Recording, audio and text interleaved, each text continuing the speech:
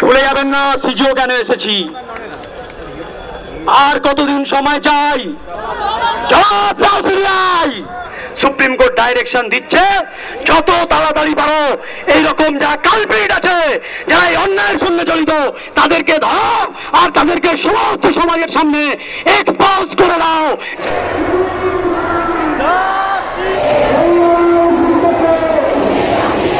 আমরা প্রমাণ করেছি নগরপালিকার বিরুদ্ধে ব্যর্থ।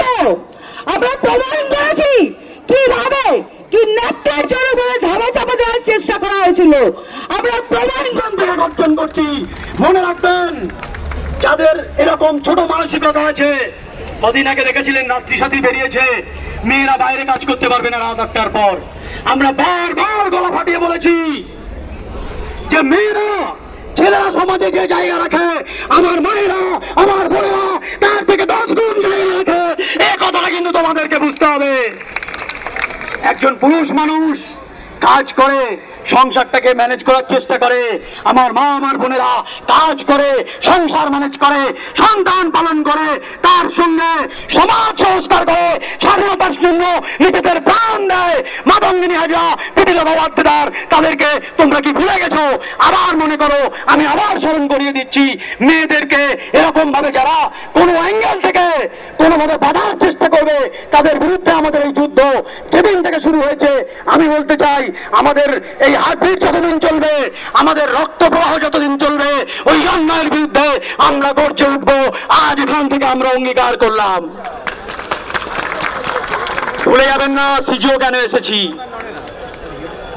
আর কতদিন সময় চাই? শুধু একজনকে ধরছো আর বিড়াল ইঁদুরের খেলা খেলছো, এটা আমরা মেনে নেব না। তোমরা কাজ করার জন্য এখানে অ্যাপয়েন্টেড হয়েছো। আর কতদিন সময় লাগবে তোমাদের?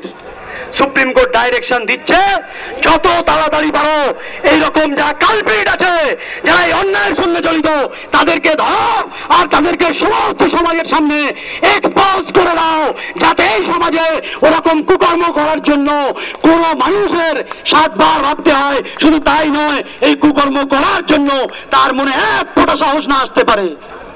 এটাই আমাদের আন্দোলন। আমাদের আন্দোলনে আর কি পেয়েছি আমরা? আমরা যারা এতদিন নানান জায়গা থেকে বলতে সাহস পাচ্ছিলাম না, অন্যায়ের বিরুদ্ধে গর্জে উঠতে পারছিলাম না, আমার মনে হয় এই আন্দোলন থেকে আমরা আজকে যারা এই মাইকের আওয়াজ যাদের কানে যাচ্ছে, তারা অঙ্গীকারবদ্ধ হয়ে যান। যদি আপনারা এই প্রতিবাদের ভাষা নিজেদের মনের মধ্যে নিয়ে যেতে পারেন, তাহলে আর সমাজে একটা জায়গাতে কোনো নোংরামি ঘটবে না। আপনারা প্রতিবাদ করবেন, আমরা প্রতিবাদ করব, আপনারা প্রতিবাদ করবেন। ওই বাচ্চা যে আমার কোলে ছিল, ও বড় হবে। ও আজ 42 দিন ধরে আমরা রাস্তায় বসে আছি। 42 দিন ধরে সর্বসাধারণ রাস্তায় বসে আছে। গত 9ই আগস্ট আমাদের কলিগ, আমাদের সহকর্মী, আমাদের বোন যে নৃশংস নারকীয় হত্যার, তার প্রতিবাদে আজ 42 দিন ধরে আমরা রাস্তায়। 42 দিন ধরে কেঁপেছে কলকাতার রাজপথ, 42 দিন ধরে কেঁপেছে পশ্চিমবঙ্গের প্রত্যেকটা প্রান্ত, 42 দিন ধরে গোটা ভারত তথা গোটা বিশ্ব তাকিয়ে আছে এই আন্দোলনের দিকে, গোটা পশ্চিমবঙ্গের সাধারণ মানুষের দিকে। 42 দিন ধরে আমরা টুকরো টুকরো করে ছিনিয়ে এনেছি আমাদের অভয়ার ন্যায় বিচারের দাবির এক একটা ছোট্ট ছোট্ট দাবিকে। আমরা প্রমাণ করেছি নগরপালিকার বিরুদ্ধে ব্যর্থ। আমরা প্রমাণ করেছি কিভাবে কি নেকটার জন্য বলে ধামা চাপা দেওয়ার চেষ্টা করা হয়েছিল।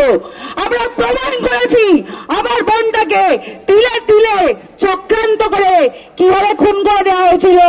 তার প্রতিশোধ, তার বিচার না নিয়ে আমরা কেউ এখান থেকে এক পা সরব না। শুধু জুনিয়র ডাক্তাররা না, এই আন্দোলনে আমাদের পাশে দাঁড়িয়েছেন সর্বসাধারণ, সর্বশ্রেণীর সাধারণ মানুষ। আজকের এই আন্দোলন আমরা প্রমাণ করেছি শুধু জুনিয়র ডাক্তারদের আন্দোলন নয়, এটি একটি নাগরিক আন্দোলন, এটি একটি সামাজিক আন্দোলন। আমরা প্রত্যেকে অন্যায়ের বিচারের জন্য আজকে রাস্তায়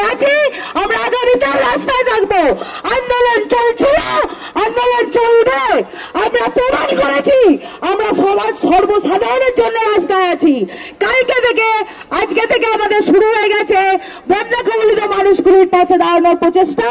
আমরা তাল সামগ্রী নিয়ে পৌঁছে গেছি। যারা কুৎসা করছিল যে এরা ছুটি কারণে কর্মবিরতি করছে, আমরা তাদেরকে দেখিয়ে দিয়েছি পশ্চিমবঙ্গের বিভিন্ন প্রান্তে আবহাওয়া ক্লিনিক করে।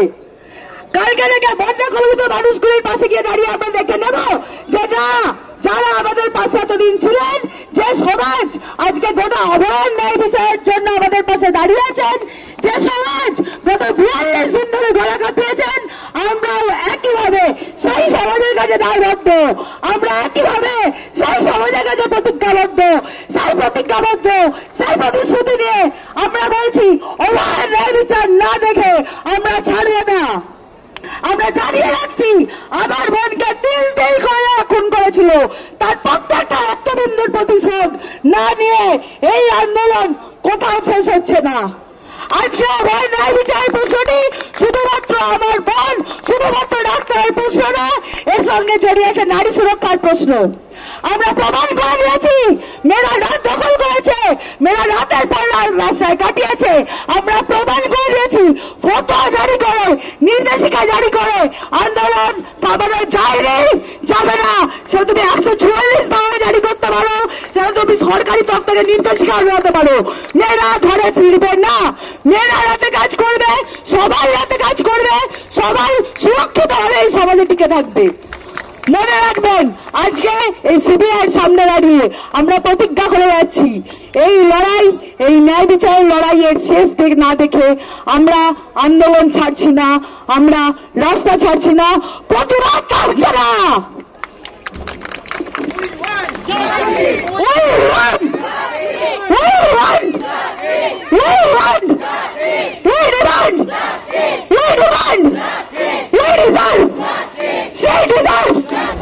তারপর ফিরে এসেছিলাম 2 গুণ জোরে। স্বাস্থ্য ভবনে আমরা অবস্থান করেছি 10-11 দিন। আমরা আন্দোলন এরপর দ্বিগুণ করব না, 10 গুণ জোরে ফিরে আসবো। অবস্থান তুলেছি, এসেন্সিয়াল সার্ভিস শুরু করেছি, তার মানে এই নয় আন্দোলন তুলে নিয়েছি। আন্দোলন এখনো বাকি আছে, লড়াই এখনো বাকি আছে, কারণ অভয়ার বিচার বাকি আছে। আজকে আমরা সিজিও কমপ্লেক্সের এখানে এসেছি, অভয়ার বিচার সিবিআই এর হাতে, সুপ্রিম কোর্টের হাতে। তার জন্য আমরা দেখিয়ে দিতে চাই, মনে পড়িয়ে দিতে চাই, দ্রুত করুন অভয়ার বিচার। এই আন্দোলন সহজে নেভার নয়, এই আন্দোলন কেউ গ্রাস করতেও পারবে না, এই আন্দোলন গ্রাস করে কেউ হজম করতেও পারবে না। এই আন্দোলন তাই রাস্তায় যেরকম ভাবে আমরা চালিয়েছিলাম স্বাস্থ্য ভবনের আগে, ঠিক সেরকম ভাবেই আমরা চালাবো। এই আন্দোলন তীব্রতর হবে, এই আন্দোলন বিচার না পেয়ে থামবে না। এই আন্দোলন যতক্ষণ না আমাদের রাজ্য সরকার আমাদের ডিমান্ডের 4 এবং 5 নম্বর দাবিগুলি নিয়ে থ্রেট কালচারকে নির্মূল করতে আমাদের সাহায্য করবে, যতক্ষণ এই আন্দোলন থামবে না, যতক্ষণ না আমরা অ্যাসিওর করব যে আরেকখানি অভয়া হবে না, ততক্ষণ এই আন্দোলন থামবে না। এই আন্দোলন থামতে তৈরি হয়নি, এই আন্দোলন ঘুরিয়ে যায়নি, এই আন্দোলন ঘুরিয়েও যায়নি। এই আন্দোলন এখনো নবজাতক অবস্থায় আপনারা দাঁড়িয়েছেন। এত মানুষের জনপ্লাবন, জনসমর্থন, এই আন্দোলন যখন বড় হবে, যখন আরো ম্যাচিওর হবে, তখন যে কোন জায়গায় গিয়ে দাঁড়াবে প্রশাসন হয়তো কল্পনাও করতে পারছে না। কাজেই আবার বলছি, আমরা বিচার চাই, বিচারের দাবিতে এই আন্দোলন একদমই ফুরিয়ে যাচ্ছে না। এই আন্দোলন ফিরে আসবে, আরো জনসমর্থন নিয়ে ফিরে আসবে, আরো ভয়ঙ্কর ভাবে ফিরে আসবে। এবং আমরা কৃতজ্ঞতা জানাই সাধারণ মানুষকে, যারা প্রথম দিন থেকে এই আন্দোলনের পাশে ছিলেন। এই আন্দোলন কেবল ডাক্তারদের আন্দোলন না, জুনিয়র ডাক্তারদের আন্দোলন না। যে ধর্ষিতা হয়েছিল, যে খুন হয়েছিল, সে ডাক্তার ছিল বটে, তার সঙ্গে ছিল একজন ছাত্রী। এই আন্দোলন সাধারণ মানুষের আন্দোলন, এই আন্দোলন ছাত্রদের আন্দোলন, যুবদের আন্দোলন, এই আন্দোলন সব্বার আন্দোলন, এই আন্দোলন সারা পশ্চিমবঙ্গের, ভারতবর্ষের, সারা বিশ্বের আন্দোলন। এই আন্দোলন একটি গোষ্ঠীর আন্দোলন না, এই আন্দোলন চিকিৎসকদের আন্দোলন না, এই আন্দোলন সাধারণ মানুষের आंदोलन शुरू আছে থাকবে। जब हमने पहले दिन ये आंदोलन शुरू किया था तो हर तरफ से आरजीकर के, खास तौर से आरजीकर के स्टूडेंट्स को धमकियां मिल रही थी। इसके बावजूद भी उन्होंने हिम्मत दिखाकर इस आंदोलन को आगे बढ़ाया। सारे मेडिकल कॉलेजेस मिले, उसके बाद इस आंदोलन को एक नया रूप दिया गया। जब हम इस आंदोलन को शुरू कर रहे थे तब सिर्फ मेडिकल कॉलेजेस एक साथ थे, लेकिन धीरे धीरे जो अभया के साथ हुआ, इसके साथ साधारण लोग, इसके साथ कॉमन मास, इसके साथ जो जनता है वो हमसे आकर जुड़ी। क्योंकि अभया के साथ जो ये दुर्घटना हुई है, ये सिर्फ अभया के साथ एक मेडिकल कॉलेज में होने वाली दुर्घटना नहीं, इस दुर्घटना से